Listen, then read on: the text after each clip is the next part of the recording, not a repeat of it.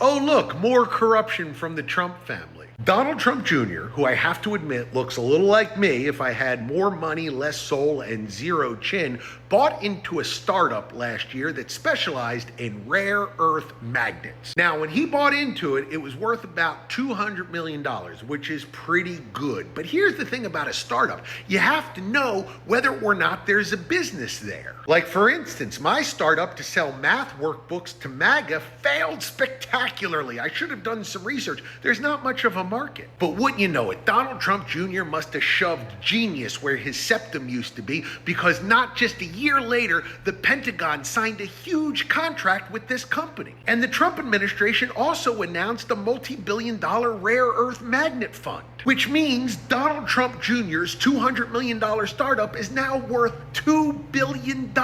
For those of you who are MAGA, that is 10 times the amount. Seriously though, that math workbook business failed worse than Trump's steaks. I gotta admit, guys, it's almost like Donald Trump Jr. has an in with the people who make the decisions in the White House. Now, if it were Eric, we know that Donald Trump doesn't accept his calls, so he's probably in the clear. But doesn't it seem a little odd that he buys into a startup right before the White House starts throwing money at that kind of startup? And here's what I would like from you, MAGA. Can you tell me if you're okay with this without mentioning Democrats? Can you just say whether or not you think this is cool and America first and all sorts of copacetic and moral and ethical without saying anything about Nancy Pelosi? Can you do it? Can you do it, MAGA? It's a challenge. Can you do it?